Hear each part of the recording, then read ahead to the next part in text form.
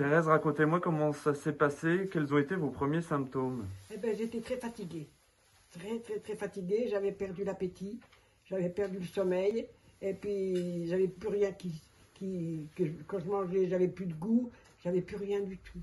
Et puis tout le temps pleurer, tout le temps pleurer. Et puis je voulais repartir chez moi, partir chez moi. Et puis avec le temps, ben, c'est revenu tout doucement. Bien sûr, puis il n'y avait pas de médicaments, hein.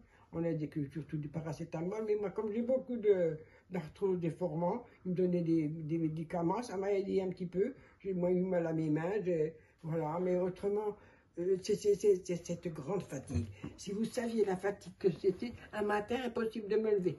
Vous n'avez pas vu, il y a une dizaine de jours. Impossible de me lever à 8 heures. Impossible. J'ai dit, je ne peux pas me lever, je n'ai pas déjeuné. J'ai redormi de 8 heures jusqu'à midi. À midi, je me suis levé, mon plateau était là. Cette fatigue, elle vous coupe les jambes, vous savez. On a l'impression que ça tombe dans les articulations. C'est incroyable. Encore moi, j'étais pas trop atteinte. Mais ceux qui sont beaucoup atteints, ils ont tout faire encore plus, vous savez. Et ils vous ont mis sous oxygène? Oui, j'en ai eu pendant une quinzaine de jours. Et ça vous a aidé? Aidé, oui, parce que j'en avais déjà eu quelques années, j'avais fait 2 œdèmes pulmonaires, alors j'en avais déjà eu, hein. Alors je savais à peu près ce que c'était, mais voilà, mais c'est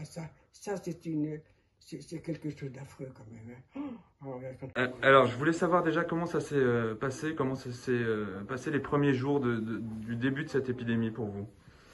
Alors, on a réussi tout de suite à avoir des tests Covid pour 13 résidents. Donc, ça nous a permis très vite de savoir à quoi on avait aussi affaire, nous, dans l'établissement.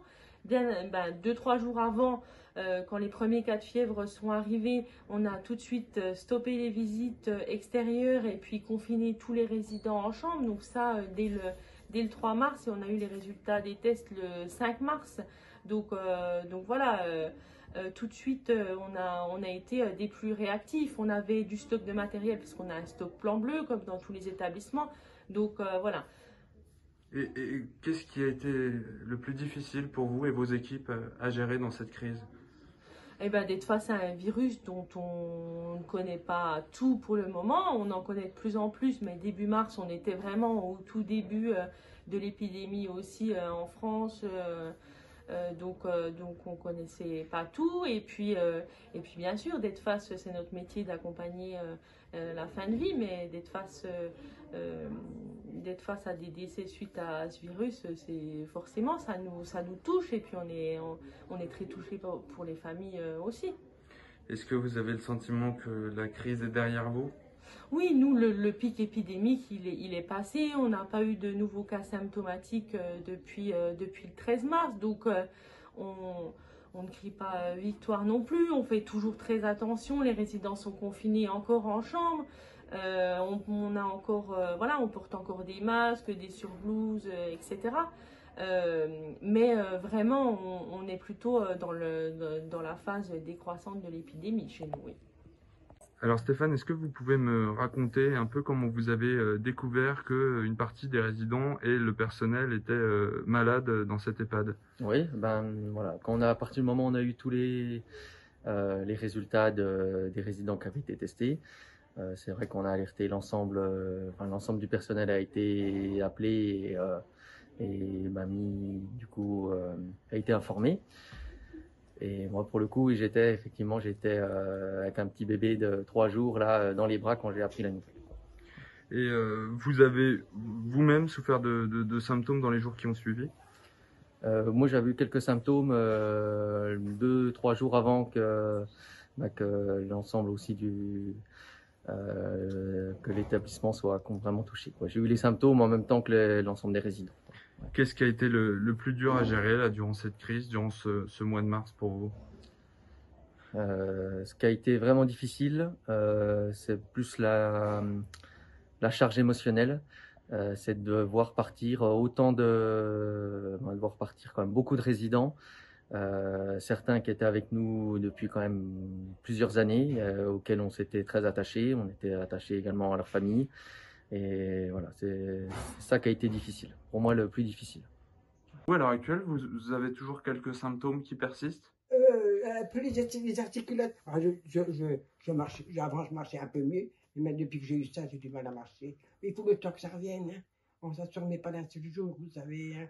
C'est un poison, je crois, que cette maladie-là. Il y a quelque chose. Il y a quelque chose. C'est tous les articulations compris. Vous voyez, les coudes, les genoux.